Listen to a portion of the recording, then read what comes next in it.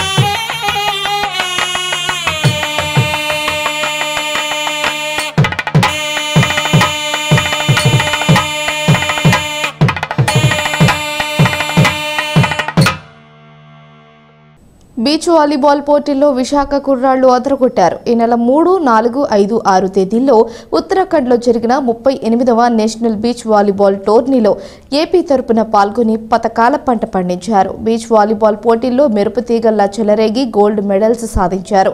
మర్రిపాలెం, సబ్బవరం ప్రాంతాలకు చెందిన 2 ఆటగాళ్లకు పశ్చిమ ఎమ్మెల్యే ప్రభుత్వ విప్ గణబాబు ఘన స్వాగతం పలికారు. ఎయిర్పోర్ట్ నుంచి గోపాలపట్నం వరకు ఓపెన్ టాప్లో ర్యాలీగా తీసుకువచ్చి వారిని సత్కరించారు. ఈ సందర్భంగా గణబాబు మాట్లాడుతూ విశాఖ స్పోర్ట్స్ హబ్గా తయారైందని చెప్పడానికి వీళ్లే ఉదాహరణ అని గత వైసీపీ పాలనలో క్రీడలను అణిచివేశారన్నారు.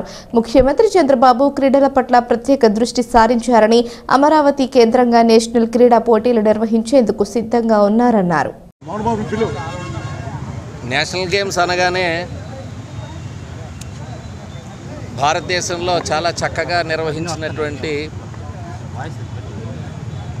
ఒక కీర్తి ఉమ్మడి ఆంధ్రప్రదేశ్లో 32వ నేషనల్ గేమ్స్ని ఆంధ్రప్రదేశ్ నిర్వహించడమే కాకుండా అప్పటికి నేను తొలిసారి శాసనసభ్యునిగా ఉండటం వల్ల విశాఖపట్నంలో 8 ఈవెంట్స్ చేసుకోవడం, అందులో బీచ్ వాలీబాల్ కూడా విశాఖ వేదికగా ఒక పర్మనెంట్ స్ట్రక్చర్ని ఏర్పాటు చేసుకోవడం ఒకసారి గుర్తు చేస్తున్నాను.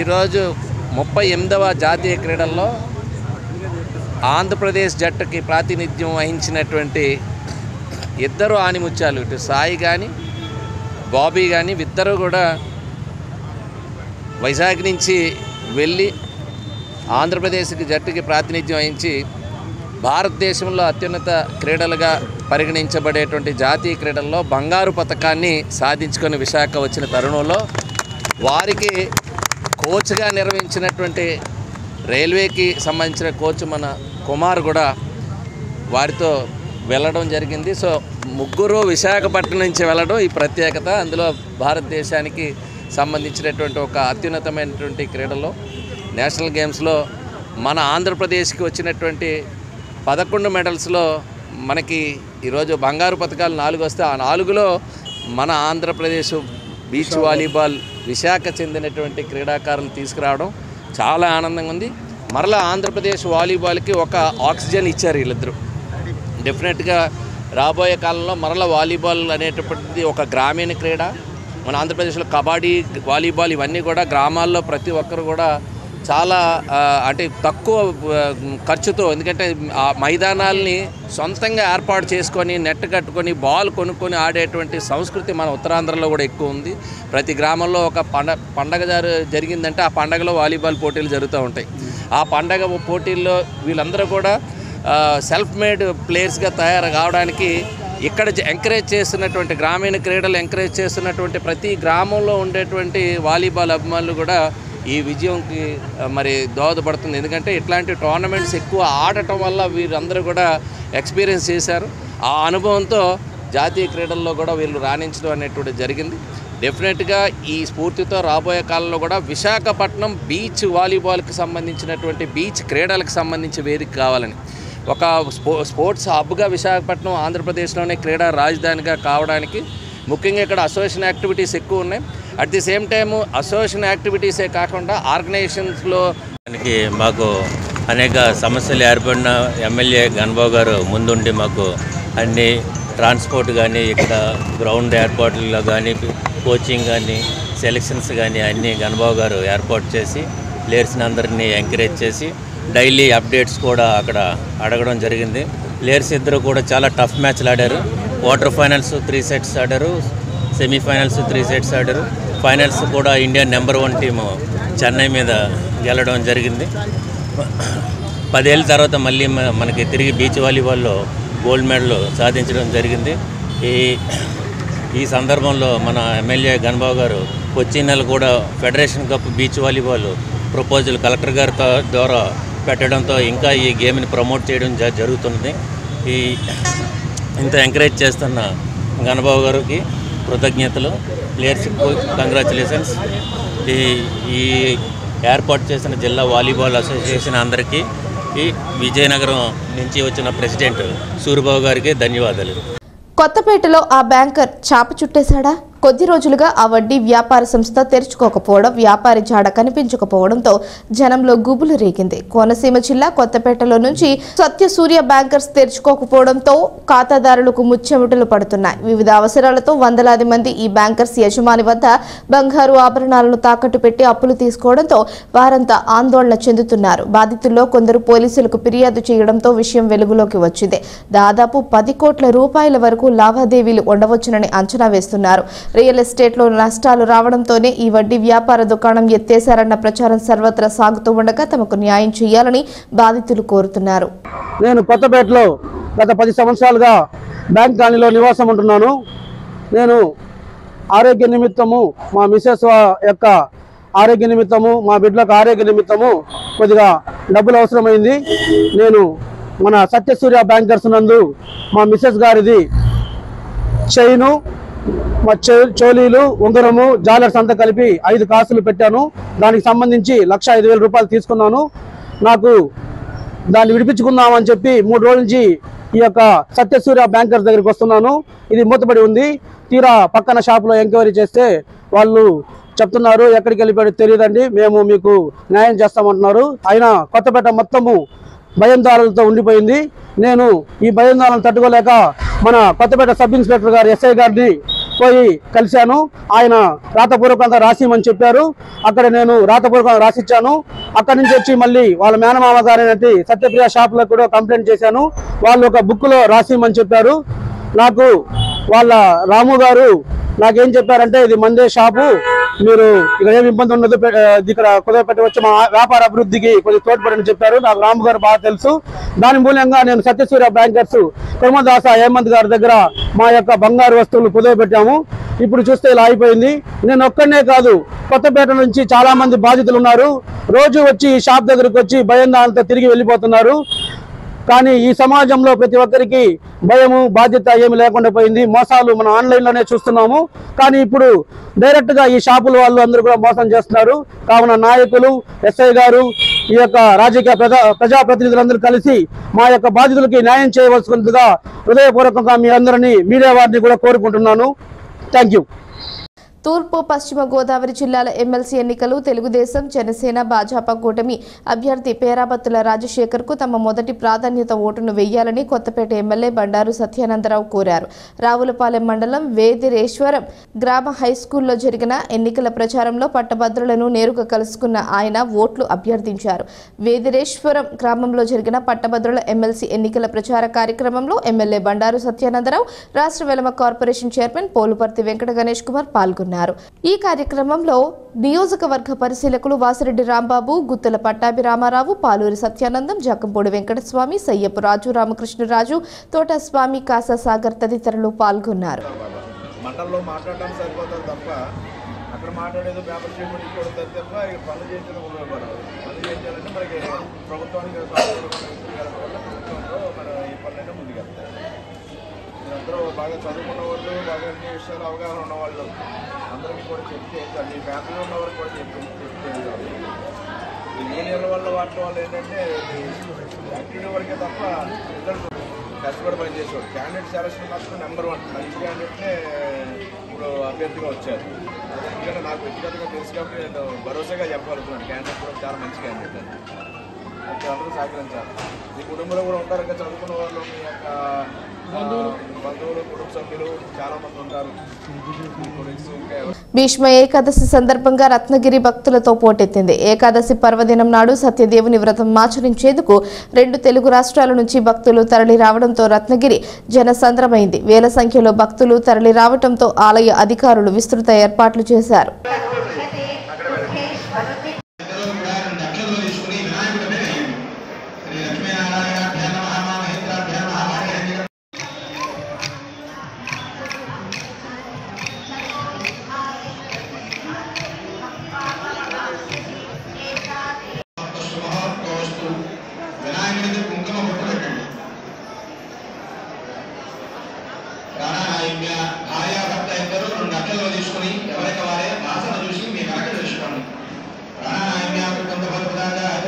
సత్యనారాయణ వ్రతాన్ని ఏకాదశి రోజున చేయడం చేత విశేషమైన ఫలితం అని మనకి స్కాంద పురాణంలోనే సాక్షాత్ శ్రీ మహావిష్ణువే నారద మహాముని చెప్పినట్లుగా మనకి పురాణాలు చెప్తున్నారు. ఆ కారణం చేత చాలామంది భక్తులు ఇటువంటి రోజునే స్వామివారి సన్నిధానాన్ని గురించి వ్రతం చేసుకుంటారు. వ్రతం చేసుకున్నటువంటి భక్తులు సంతానం లేని వారు సంతానం కలగడం, అలాగే వివాహం కలగడం వాడికి వివాహం కలగడం, అలాగే ఉద్యోగం కోసం ప్రయత్నించే వాళ్ళు సత్యనారాయణ స్వామి వ్రతం చేస్తే వాడికి ఉద్యోగం లభించడం అనేది చాలా జరుగుతున్నటువంటిగా చాలామంది భక్తులే వచ్చి మేము ఆ అందరికీ కూడా తెలియబడుతున్నటువంటి సన్నివేశాలు ఎన్నో జరిగాయి. ఆ కారణం చేత అందులోనూ సత్యనారాయణ స్వామి వారి వ్రతాన్ని అన్నవరక్షేత్రంలోకి చేస్తే చాలా విశేషమైన ఫలితం. మీరు ఇంటి దగ్గర కూర్చుని 100 పర్యాయాలు సత్యనారాయణ వ్రతం చేస్తే అంత ఫలితం అయితే వస్తుందో, అన్నవరక్షేత్రానికి వచ్చి మీరు ఒక్క పర్యాయం సత్యనారాయణ వ్రతం ఆచరించినా సరే చాలా విశేషమైనటువంటి ఫలితం. స్వామివారి ప్రసాదం స్వీకరించిన విశేషమైనటువంటి ఫలితం అందుకుంటుంది. మీ కోరికలన్నీ కూడా నెరవేరి సత్యనారాయణ స్వామి వారి దయచేత మీ ఉద్యోగాభివృద్ధి, వ్యవసాయాభివృద్ధి, వ్యాపారాభివృద్ధి జరుగుతుంది. జై సత్యదేవ. అనకాపల్లి పట్టణంలో ప్రసిద్ధి చెందిన శ్రీ కన్యకా పరమేశ్వరి దేవస్థానం ఆధ్వర్యంలో అమ్మవారి ప్రతిష్ట శత జయంతి సహిత మహాకుంభాభిషేక మహోత్సవ భీష్మ ఏకాదశి శనివారం ఘనంగా జరిగింది. ఆలయ మండపంలో ఏకోత్తర సహస్ర కలశ మండపారాధన నిర్వహించారు. విఘ్నేశ్వర పూజ, పూర్ణాహుతి, పరమహంస తమిళనాడు కూర్తాళం సిద్ధేశ్వరపేట ఉత్తరాధికారి శ్రీ దత్తేశ్వరానంద భారతి స్వామి వారిచే శ్రీ వాసవిమాత మూల విరాట్ విగ్రహానికి అభిషేకాలు నిర్వహించి ఆలయంలో 100 సంవత్సరాల క్రితం స్థాపించిన ఆలయ శిఖరానికి స్వామివారు మహాకుంభాభిషేకం నిర్వహించారు. మాజీ మంత్రి దాడి వీరభద్రరావు శ్రీ వాసవిమాతను దర్శించుకుని ప్రత్యేక పూజలు నిర్వహించారు. శ్రీ సిద్ధేశ్వర పర్యంతం వందే గురు పరంపర. జగన్నాథుడైన నారాయణ, జగద్గురువులైన శంకరుడు, మా గురుదేవులు సుల్తానం పీఠాధిపతులు అయిన శ్రీ శ్రీ శ్రీ సిద్ధేశ్వరానంద భారతీ స్వామి వారికి శంకరం శంకరాచార్యం కేశవం పాదరాయులం సూత్రభాష్యకృతో వందే భగవంతం పునః దత్తాత్రేయం మహాత్మానం వరదం భక్తవత్సలం ప్రపన్నాతిహరం వందే మతృగామి. ఈరోజు అనకాపల్లిలో వాసవి కన్యకా పరమేశ్వరి అమ్మవారి ఆలయంలో వాసవి కన్యకా పరమేశ్వరి అమ్మవారి ప్రతిష్టా జయంతి శత దినోత్సవ కార్యక్రమంలో మనం అందరం పాల్గొన్నాం. ఇక్కడ ఈ కార్యక్రమంలో స్వామివారు రావాల్సి ఆయనకి అనారోగ్యం కారణంగా రాలేకపోయారు. అయితే స్వామివారు వారి ఆశీస్సులను తెలియజేసి నన్ను పంపడం అనేది ఈరోజు నుంచి మనం అందరం ఇక్కడ చాలామంది ఇక్కడ చేరి ఉన్నారు. కోలాహలంగా ఉంది. అంత భక్తి శ్రద్ధలతో అమ్మవారి సేవ చేసుకోవడానికి చాలామంది భక్తులు కూర్చున్నారు.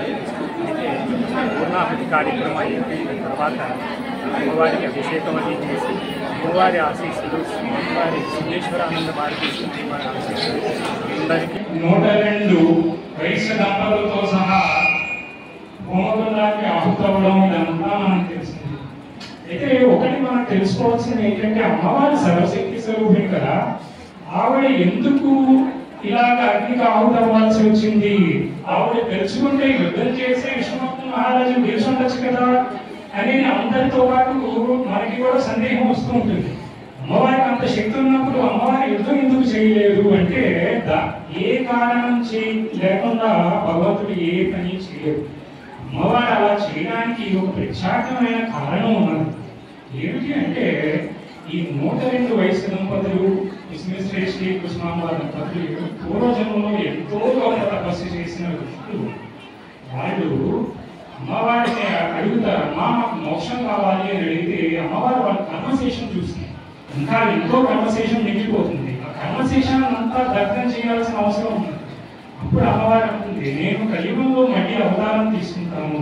ఇప్పుడు నాతో పాటు మీరందరూ అగ్నిగుండాల్లో ఆగుతాయి. ఈ కర్మశేషాన్ని అంతా నేను దగ్ధం చేసి నీకు మోక్షాన్ని ఇస్తాను అని చెప్తాను. అందుకే అమ్మవారు అలా అందరితో పాటు అగ్నికి ఆగుతాయి. ఆ కర్మశేషాన్ని అంతా తీసుకుని ఆ 102 వయసు దంపతులకి మోక్షాన్ని ప్రసాదించడం అనేది జరిగింది. అలా అమ్మవారు ఇప్పటికి కూడా వైశ్యులని ఉద్ధరించడానికి వాళ్ళ దీంతో అందరినీ అమ్మవారిలో ఒక గుణం ఏమిటి అంటే మనం భగవంతుని ఏమి అడిగితేనే కానీ సాధారణంగా చెప్పారు. కాకపోతే అమ్మవారికి అన్ని తెలుస్తాయి. మనకి ఏది కావాలి అనేది అమ్మవారికి అనకాపల్లిలో వేయించేస్తున్నటువంటి శ్రీ వాసవీదేవి మహోత్సవాలన్నిటి కూడా ఇవాళ ఎంతో అలంకారప్రాయమైంది. అమ్మవారి దయ ఈ అనకాపల్లి మరియు ఈ చుట్టుపక్కల ఉన్నటువంటి ప్రజానీకం అందరికీ కూడా భక్తిపూర్వకమైనటువంటి లబ్ధి చేకూరుతుందని నేను ఆశిస్తున్నాను. ఈవేళ అమ్మవారిని చూస్తే ఈ కార్యక్రమాల తాలూకు ప్రభావం వల్ల అయితేనేంటి, ఇతరత్ర ప్రభావాలు అయితేనేంటి, అమ్మవారి సజీవంగా ఈ దేవాలయంలో కనిపిస్తుందని నేను భావిస్తున్నాను. అమ్మవారి తాలూకు ఈ కార్యక్రమాలని, ఈ ఉత్సవాలను ఇన్ని రోజులుగా నిర్వహిస్తున్నటువంటి కార్యనిర్వాహక సభ్యులందరికీ కూడా నా హృదయపూర్వకమైనటువంటి శుభాకాంక్షలు తెలియపరుస్తున్నాను. అనకాపల్లి జిల్లా సబ్బవరం మండలంలోని మొగలిపురం మల్లునాయుడుపాలెం గ్రామాలలోని రామాలయాలలో ఏకాదశి సందర్భంగా ప్రత్యేక పూజలు చేశారు. ఈ సందర్భంగా మల్లునాయుడుపాలెం రామాలయ ప్రధాన అర్చకులు ఆరాధ్యుల సీతారామాంజనేయ శాస్త్రి మాట్లాడుతూ మాఘమాసం ప్రారంభం నుంచి ఆలయంలో ప్రత్యేక పూజలు నిర్వహించడం జరుగుతుందని, ఏకాదశి పర్వదినాన్ని పురస్కరించుకొని సామూహిక సత్యనారాయణ మూర్తి వ్రతాలు నిర్వహించడం జరిగిందన్నారు. అలాగే మండలంలోని గుల్లేపల్లి పునర్నిర్మాణంలో ఉన్న రామాలయంలో మార్చి 7, 8, 9 తేదీలలో విగ్రహ ప్రతిష్ఠా కార్యక్రమం శాస్త్రోక్తంగా నిర్వహించడం జరుగుతుందని తెలిపారు. కార్యక్రమంలో అధిక సంఖ్యలో భక్తులు, గ్రామ పెద్దలు పాల్గొన్నారు.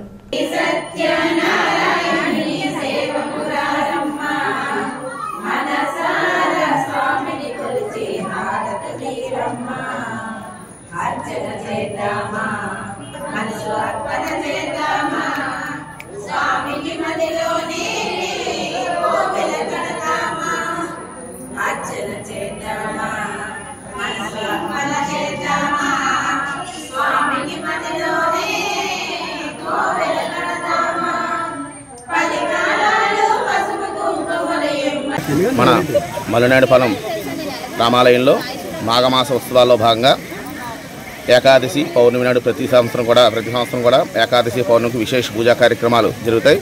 ఈరోజు అందున భీష్మ ఏకాదశి, శనివారం ఏకాదశి కలిసిన రోజు, అత్యుత్తమైన రోజు. ఈరోజు స్వామివారి సన్నిధిలో సామూహిక సత్యనావ్రత కార్యక్రమాలు ఎంతో ఘనంగా నిర్వహించుకున్నాం.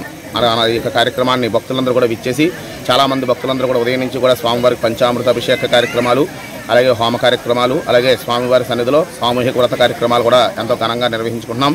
భక్తులందరూ కూడా విచ్చేసి భక్తి శ్రద్ధలతో ఈ కార్యక్రమాలని నిర్వహించుకుంటూ స్వామివారి అనుగ్రహాన్ని పొందుతున్నారండి. అలాగే మన గుల్లేపల్లి గ్రామంలో కూడా ఆలయం పునర్నిర్మాణం జరుగుతోందండి. పనులు జరుగుతున్నాయి. మార్చి 7వ తారీఖు నుంచి రామాలయ ప్రతిష్ఠ కార్యక్రమాలు కూడా జరుగుతాయండి. 7, 8, 9, 9వ తారీఖు ఉదయం 6:52 స్వామివారి పునర్నిర్మాణ ప్రతిష్ఠా కార్యక్రమం జరుగుతుంది. కావున ఇక గుల్లేపల్లి గ్రామంలో కూడా రామాలయ ప్రతిష్ఠా కార్యక్రమం మార్చి నెలలో 7, 8, 9 కార్యక్రమాలు, విశేషంగా పూర్ణాహుతి కార్యక్రమాలు, ప్రతిష్ఠా కార్యక్రమాలు, ధ్వజస్తంభ ప్రతిష్టాపన కార్యక్రమాలు జరుగుతాయి. కాబట్టి భక్తులందరూ కూడా ఈ కార్యక్రమాల్లో పాల్గొని తమ దోచిన వస్తు రూపేణ కానీ, ధన రూపేణ కానీ సహాయం చేసి రామాలయ పునర్నిర్మాణ కార్యక్రమంలో కూడా భాగస్వామ్యం కావాల్సిందిగా కోరుచున్నామండి. జై శ్రీరామ్. ఇప్పుడు తాజా అప్డేట్స్ చూద్దాం.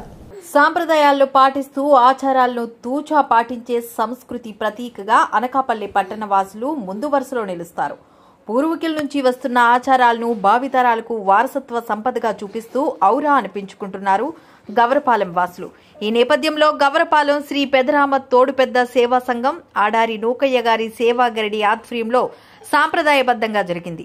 ఈ మహోత్సవానికి మాజీ మంత్రి దాడి వీరభద్రరావు, తెలుగుదేశం పార్టీ రాష్ట్ర కార్యనిర్వాహక కార్యదర్శి దాడి రత్నాకర్, దాడి జయవీరు విచ్చేశారు. ఈ కార్యక్రమాన్ని ఆడారి నాగభూషణం స్వగృహంలో ఘనంగా నిర్వహించారు.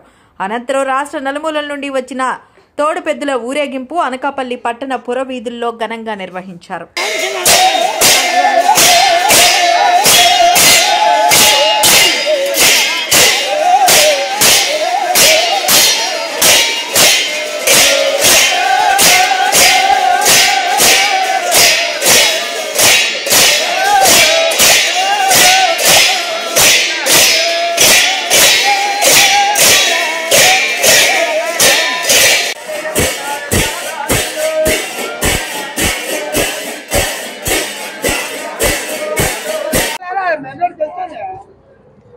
అనకాపల్లి గౌరపాలెం సంతబయలులో వెలిచి ఉన్న శ్రీ పెదరామస్వామి దేవస్థానం వారి తాడుపెద్దు సేవా సంఘం వారు, ఆడారి నూకయ్య గారి తాడుపెద్దు సంఘం వారు ఎప్పటి నుంచో తరతరాలుగా ఇక్కడ ఆచారంగా వస్తున్నటువంటి తాడుపెద్దు అన్న బసవయ్యను ఇక్కడ పెంపకం చేయడం, దేవుడి కార్యక్రమాలు చేయడం అన్నది ఆనవాయితీగా వస్తుంది.